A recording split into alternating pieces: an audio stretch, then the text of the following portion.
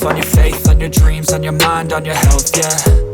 You gotta work, never tell, keep your head down, find what you love and excel, yeah. Portobello cheesesteak from Jersey Mike's with extra mushrooms. Looks good, smells good. We'll give it a whirl. Is that better? Anyhow, this is some footage from my grungy days left over in the archives, and that's probably going to be the case for the next few videos too. So it's just stuff that I stockpiled and put in my archives and I haven't gotten around to publishing yet. But that's what we're going to be doing. You'll never look back once you felt that. Don't let somebody take your time and your worth. Just focus on yourself first. Don't let somebody take your time and your worth. Just focus on yourself first. Don't let somebody take your time and your worth. Just focus on yourself first. Don't let somebody take your time and your worth. Just focus on yourself first. So let's watch the game first, and then if we see anything that I want to go over, we'll go ahead and graph it after the game. And we're going to do this for 3 or 4 games. We have a little bit of clutter in the center of the table, more toward the top of the table. It looks like getting from the 4 to the 5 could be an issue. We're taking care of that 2 ball right now. It's a little bit dangerous here, but it's pretty much the only optional pocket we have for that 2 ball. So I got a little steep on the 3 ball, but it shouldn't be a problem to pull back a little bit to the rail on the 4 ball. And I know a better way to shoot this 4 ball. I'm going 2 rails. It's a little bit dangerous. You can go too long here. And I'm well aware of that, so I would rather come up short, which is what I do. And now we're just going down to the top rail and bouncing off. And can I get at short on the 6 ball? And look where the 7 is. So I have to go down to the bottom of the table and bounce off. I don't know. I'm going 2 rails or 3 rails. Just 1 rail. And that was dangerous too, and as you saw, I hit the 9. If I hit that 9 fuller, I'd be in big trouble on this 7 ball. So we'll wind up making a graphic of that too. And a lot of guys would pull that cue ball back on that 8, but I believe I played it right. And why move the cue ball? Take a risk of the cue ball hooking up too much and getting away from you and winding up with a bad shot. On the 9 one, basically all I had to do was stop it on the 8, and I'm straight in for the side pocket. Alright, yeah, let's go ahead and make a graphic of that. I want to point out a couple of issues. If we look at this 4-ball shot, we can see we're on the right-hand side of the 4-ball line, which is going to force us to go 2 rails and back up table on the 5 ball, which is dangerous because if you go just a little bit too long, you're going to wind up scratching. A better idea here is to shoot the 3 ball a little more carefully and get off that rail, and this way you can just draw the cue ball back and be right on the line, and you're not moving the cue ball so much. And also you're not risking any scratch. And I wind up coming up short on the 6-ball line, and I'm kind of stunning this ball down table with right hand English on it to reverse the natural angle and come back up table. I think that's the hard way. A better way is to shoot it with top right and just go 2 rails. Now I know that's a little bit risky, or it seems risky, but it's really not. It just takes a little bit of practice doing it. And this way you're steering out all traffic and avoiding any collisions, particularly with that 9 ball. That could have been a disaster. You gotta focus on yourself, on your faith, on your dreams, on your mind, on your health, yeah. You gotta work, never tell, keep your head down, find what you love and excel, yeah. Push and pull and repel any hate, go create what you want, feel compelled, yeah. And once you finally get a taste of the race, you'll never look back once you felt that. Don't let somebody take your time and your worth, just focus on yourself first. Don't let somebody take your time and your worth, just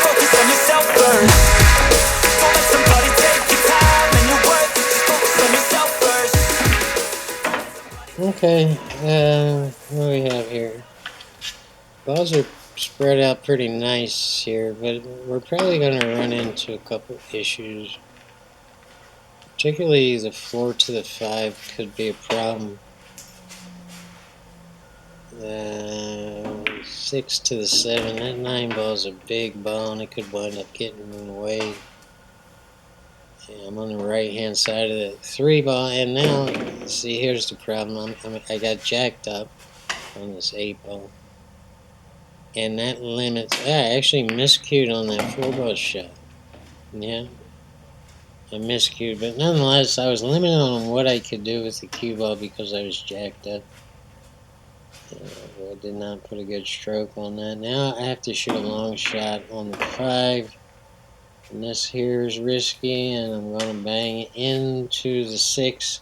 And now I have to put inside English on this to kill the speed and the natural angle off the rail to get down on the 6. That's a touchy shot there. But we should just be bouncing off the rail lightly. And that's about right. And all we have to do is pull it back a couple of feet. A little bit of an angle. No. Yeah, there's a little bit of an angle. Yeah, it hooked right up. I overstroked that a little bit. So now we're playing it in the side. That might have been my intention all along. I don't know. But this is not an easy shot. So I don't see why it would be. I think I just wanted to let my stroke out on that 8 ball. And I believe this is a 2-pack. I'm not really sure, but we got to keep the camera rolling because this could be the start of my infamous 7-pack, which would not be real good because it's not a very good start. That game was a bit sloppy there. Just got a little bit careless with the cue. Yeah, let's just fast forward through the rack. Well, it's almost rack now, but sometimes it takes me a little while to get ready to break. Oh, open bridge on the break. Yeah, I watched Ulysses Yap do that. Ulysses Yap. Newcomer. Well, not a newcomer. It's just he just recently started winning. He's been around for years. I don't even think that was a legal break, but we're going to go ahead and play it. And now because of the position of that 1 ball, I have to shoot the combination into the 2-4. Both of these balls could go, and they do. And I believe I shot it that way. And even if I didn't, I would still play position on the 5 ball and the 2 ball if just the 4 ball went. So if we shot that combination and the 2 wound up staying in front of the corner pocket, I'd have a shot on the 2 and the 5. And that's just a puller backer. That's a dangerous shot because you could scratch there if it hooks up too much. And we should be rolling down. Yeah, it helps when you make 2 balls at once here. That's what made this game go so fast. Are you playing under the 8, or the best way to play this is under the 8 and shoot the 8 up table?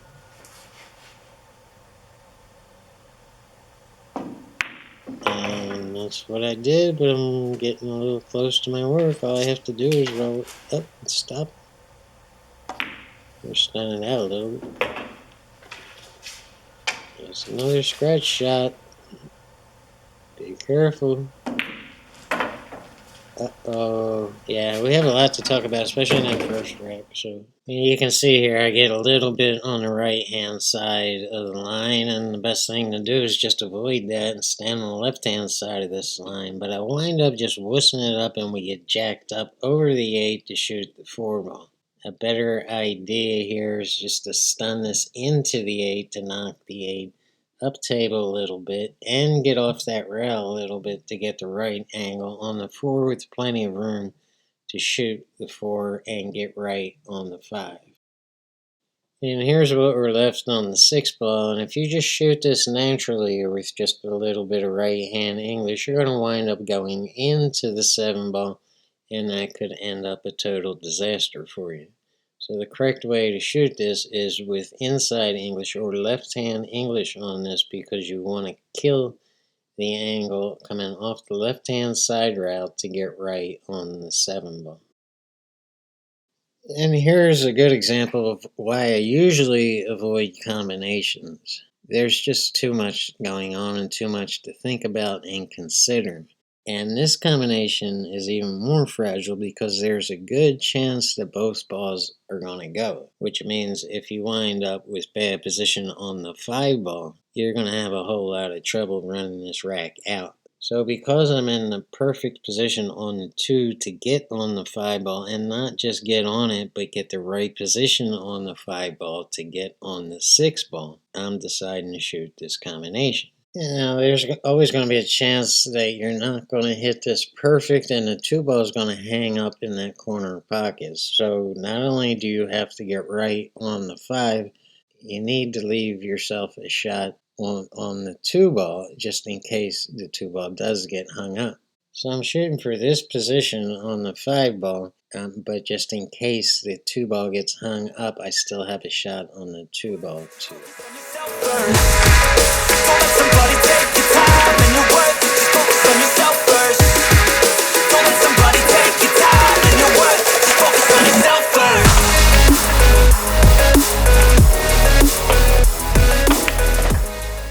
Go on to the next one, and what do we have here? Seems like a relatively easy run out. Yeah, that was that drag shot. Got not stunned because that 1 ball was really thin, so there's going to be a lot of action on the cue ball, and you have to slow it down a little bit. Now, the reason I drew that back is because I don't want to shoot the combination in the right-hand corner pocket, so it would have been a 3-4 combination.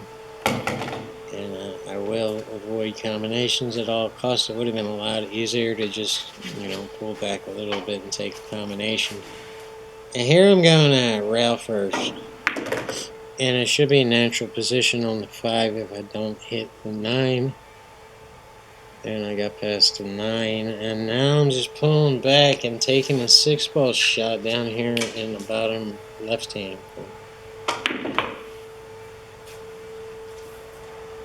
And the whole reason I did that is because I just wanted to stay out of traffic. And now it's just a matter, I almost got straight in there, but not quite. I had to stun it out, and now it's just bottom left to pull down table on the 8. It's not a good, that was a shaky trinker stroke there. Got the shakes. This video's old. Yeah, we know, John.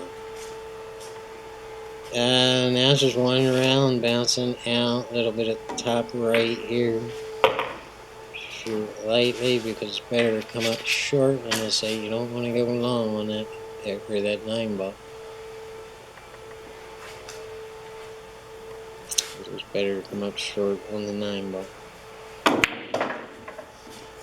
Another bad stroke there, but I eventually figured out and get it together and put the bottle down. Let's go ahead and look at the graphic on that play.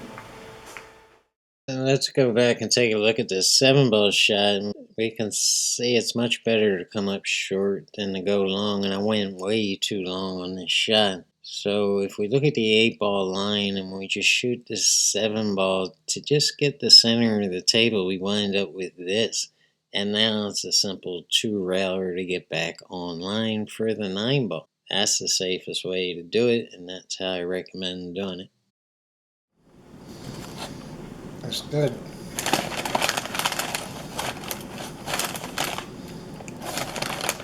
The mushrooms are really good. I think this is a very makeable ball.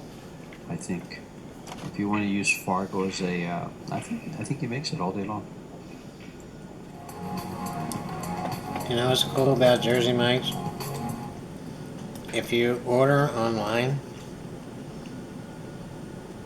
you just go in Just sitting right there and you pick it up. You don't have to talk to anybody. You don't have to stand in line. You have it like a shuffle. So you order and pay online. And she's sitting there waiting for you. Just walk in, grab it, and leave. It was good. Got 1 thumbs up. Could have been better.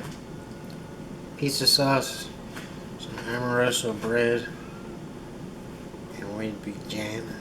It was chewy. You know, I'm not looking for perfect. It was pretty good.